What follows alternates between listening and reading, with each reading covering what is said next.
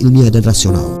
Just confirm Islam again. Did you know in 2023, Dr. Michael F. Pico from the globally recognized Mayo Clinic, he said that there's a scientifically correct way to drink insane miracles in the Quran that I've discovered so far. In chapter 10, verse 92, it basically says that God, break it down for you. Albert Einstein was one of the greatest scientists to ever live, right? He said, the more I study science, the more I just find another miracle in the Quran. In the chapter called The Cave, it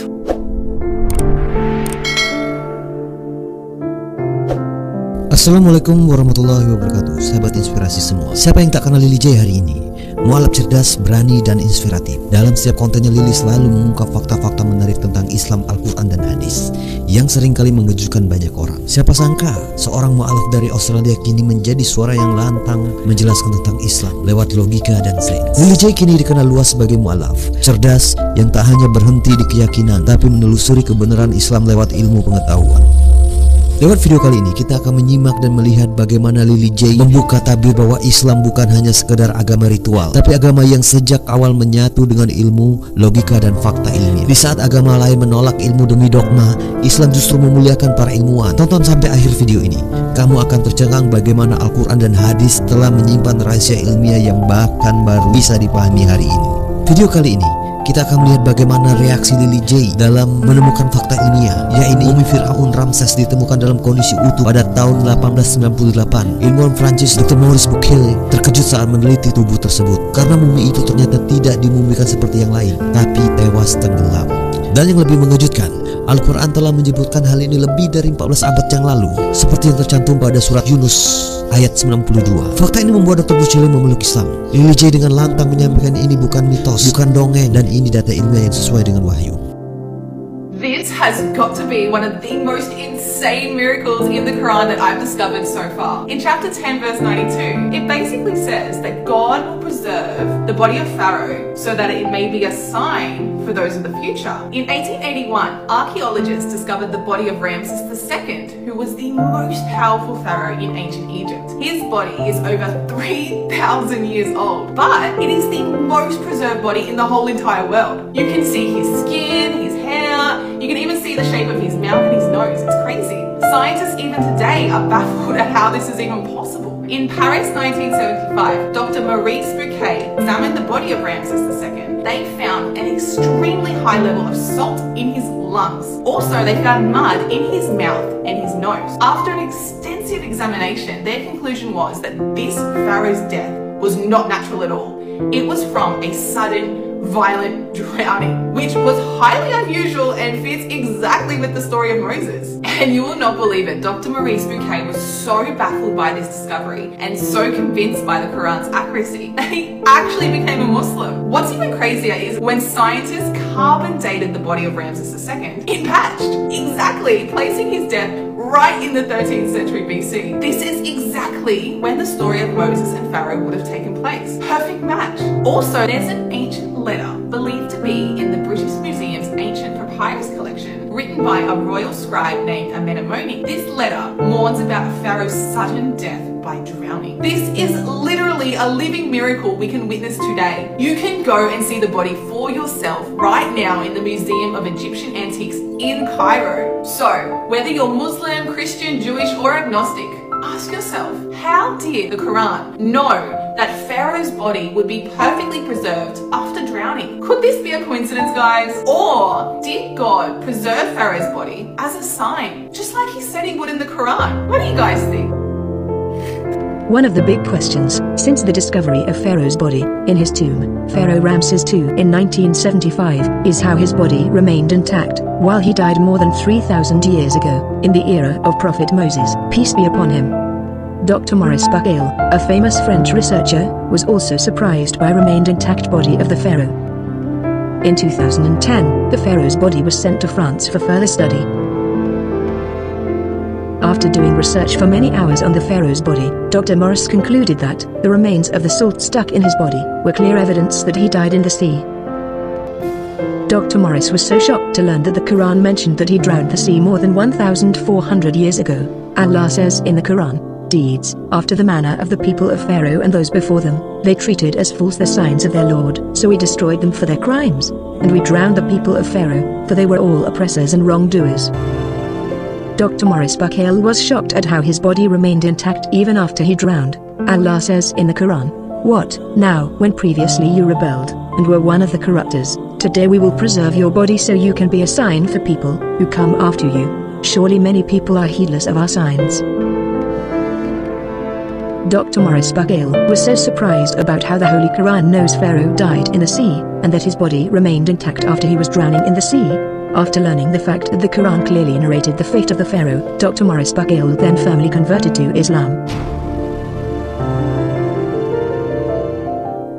Dan selanjutnya di video kedua ini Lily J mereaksi sebuah komentar dari netizen yang mengatakan bahwa saya ateis tapi saya percaya sains. Tapi dengan santai Lily J menjawab, bahwa tahukah kamu bahwa banyak ilmuwan besar justru percaya sama Tuhan? Seperti para ilmuwan dunia. Albert Einstein mengutip bahwa ilmu tanpa agama buta, agama tanpa ilmu adalah lumpuh. Selanjutnya Isaac Newton mengacungkan jempol pada Tuhan dan agama. Begitu pula Max Planck berkata bahwa iman adalah dasar dari setiap ilmu. Islam tidak menentang ilmu, justru Islam menuntun manusia untuk berpikir. Lily J menjelaskan bahwa iman dan logika tak harus bertentangan, dan banyak ilmuwan dunia yang setuju dengan itu, dan banyak ilmuwan justru dekat dengan spiritual. Dan sekali lagi banyak di antara dari mereka yang akhirnya mendekat ke Islam, karena Islam dan ilmu sains merupakan satu keseimbangan dalam kehidupan di muka bumi ini. I'm not religious, I believe in science. Why can't we have both? Let me break it down for you. Albert Einstein was one of the greatest scientists to ever live, right? He said, the more I study science, the more I believe in God.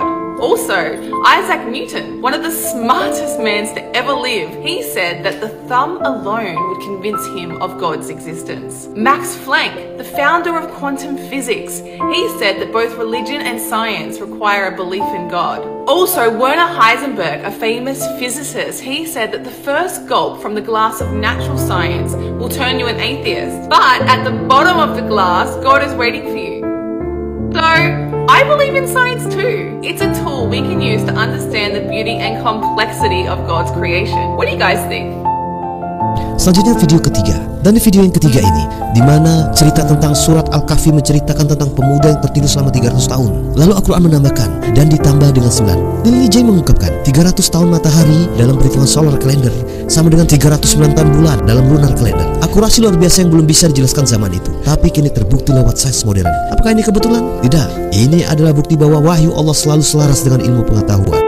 I just find another miracle in the Quran. In the chapter called The Cave, it talks about the story where the sleepers, it says they slept in the cave for 300 years plus 9. Why would it say 300 years plus 9? This is so confusing. But this is literally a miracle. One calendar year equals 365 days, right? But one lunar year, which is calculated by the moon, is roughly 11 days shorter. That 11 days, if you multiply that tiny little difference over 300 years, the total becomes exactly 9 years extra. 300 solar years equals exactly 309 lunar years. Just like the Quran said, they remained in the cave for 300 years plus 9. The Quran is literally confirming the solar calendar and the lunar calendar in one tiny sentence. This is just insane. Scientists couldn't calculate this until the 16th century, nearly 1,000 years after the Quran was revealed. How did the Quran know this? Miracle maybe? What do you guys think? Untuk video keempat, sekali lagi Lily J terkagum-kagum. Kali ini tentang penemu jam untuk pertama kali di dunia. Jam modern yang kita pakai hari ini tak akan ada tanpa kontribusi Al-Jazari, ilmuwan muslim abad ke-12 yang merancang jam air, jam gajah, dan jam otomatis untuk menjaga sholat secara presisi. Sementara Eropa saat itu masih percaya bumi datar dan gereja melarang riset ilmiah. Dunia Islam sudah bicara presisi waktu dan teknik mekanik. Dan selanjutnya Lily J berkata, inilah bukti Islam mendidik umatnya menghargai waktu bukan hanya untuk dunia tapi juga untuk akhirat. No, we wouldn't know the time if it wasn't for the Muslims. So, the first ever clock was designed by a Muslim engineer named Al-Jazari, who invented it to help people to pray their 5 daily prayers on time. Literally, every time I check the time, I'm going to think of this. Alhamdulillah for Islam.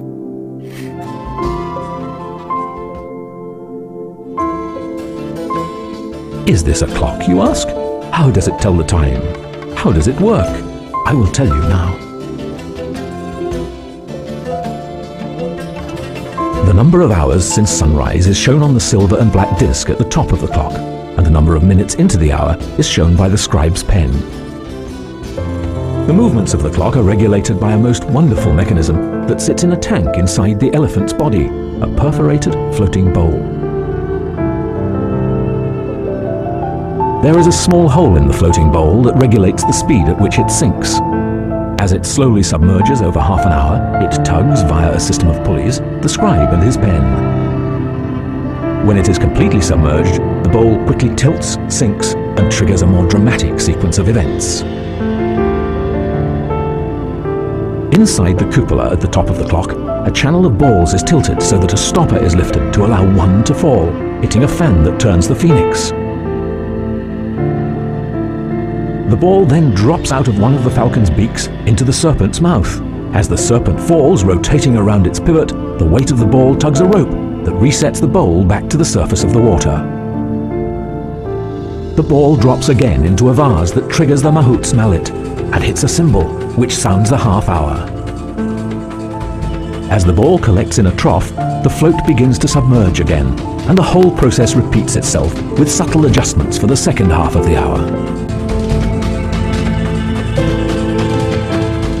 This ingenious device is the work of Badi al-Zaman Abdul Ez ibn Ismail ibn al-Razaz al-Jazari, who was a Muslim engineer who lived north of Baghdad under the Ayyubi dynasty, shortly after Saladin the Magnificent.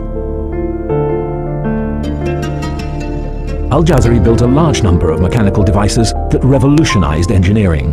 He described many of them in his book of knowledge of ingenious mechanical devices.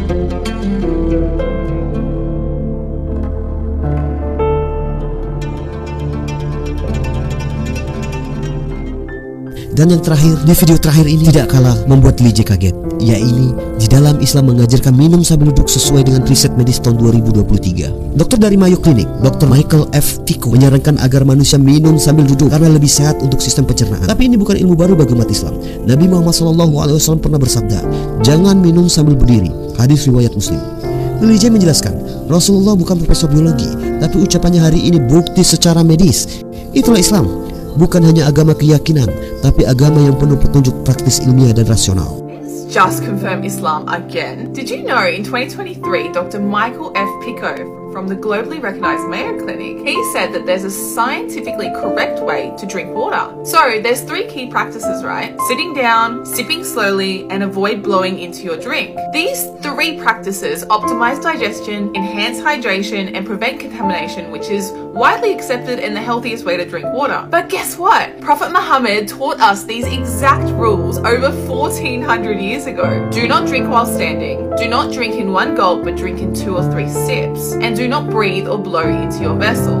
How did he know the best and most healthiest way of doing something as simple as drinking water? What do you guys think?